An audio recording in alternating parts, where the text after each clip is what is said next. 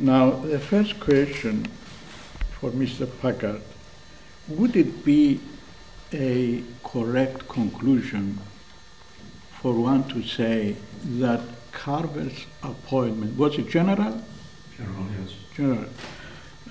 General Carver's appointment marked a change in British policy which gave the upper hand to the Americans in the area, especially Cyprus. It was certainly coincident. I mean, with a yes, I mean, it marked it. The point where Carver came in and Peter Young was removed, I mean, essentially, I think there was an imposition of what I would call a Foreign Office policy as opposed to what previously had been what I would call a Commonwealth Relations Office policy, which was much more sympathetic to Cyprus. I do not think Carver came there with a sympathy for Cyprus or with a remit that was sympathetic to Cypriot rights. And the second question, what is your own view, if you have a view, on Arthur Clarke's position at that time? Can I just complete the question with what I know from the confidential papers of the Foreign Office for that year. Someone from the British Embassy in Ankara was asking the center here that Ankara wants to know what did actually Arthur Clarke did. And I remember the answer given by the Foreign Office was to speak to the Turks, that is embassy, speak to the Turks in general terms and not in written form. Now, only tonight when you refer to Arthur Clarke's perhaps evaluation of the situation, that Kuchuk would be more ready to discuss the idea.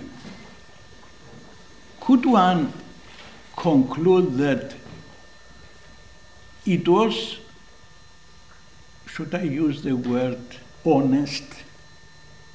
It's very difficult in these conditions, but it was a real belief that with Kuchuk it was much easier to get an agreement on that. And in the meantime, because of the situation within the Turkish community, Dektaş was playing the more important role. And London didn't know what to do afterwards, of course, because of the change. What is your view, if you have a view? Well, I certainly think that Arthur Clarke was totally convinced that the Constitution was unworkable, understood that it needed amendment. He was totally convinced that Kuchuk was prepared over a gradual process to reach an agreement, and he certainly saw himself as somebody who was going to be the man who could achieve that meeting of minds between Makarios and Kuchuk. No question at all. I mean, the problem was, as I say, that Arthur Clarke was the Commonwealth Relations Office man, and I think he was regarded in the Foreign Office as naive because he didn't understand what Foreign Office interests were in Turkey. I have a certain special insight into this, which is mentioned in my book, because after Arthur Clarke was removed, somebody called Cyril Pickard took over as acting High Commissioner, and he stayed about the same time I was there. And Cyril Pickard came in with a much more Foreign Office view, and he was anti-Makarios, and he generally thought the Greek Cypriots were to blame for everything. And he gradually changed, and when I went back to London in June of '64, Cyril Pickard asked for me to be seconded to the Commonwealth Relations Office in order to write for him the history of what had happened.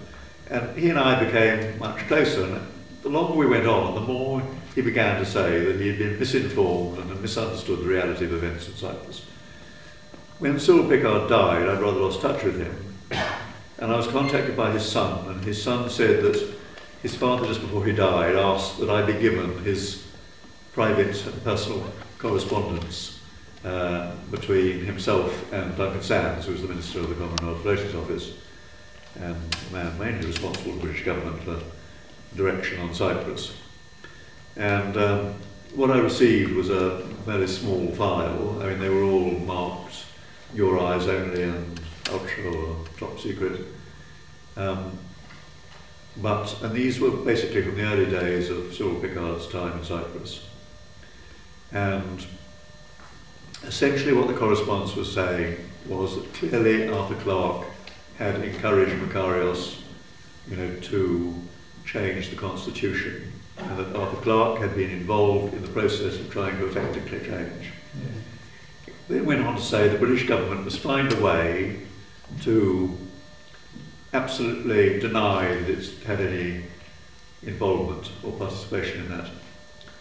And it said the most extreme thing, that if necessary, steps should be taken to say that Arthur Clarke was non-compos mentis, that he was suffering due to illness from a temporary bout of insanity, and therefore had been acting wholly on his own initiative. I mean, that has been, I think, is refuted by recent documentation from the Commonwealth Registration Office, which does suggest that he was quite strongly supported officially, in that line of the changes to the Constitution.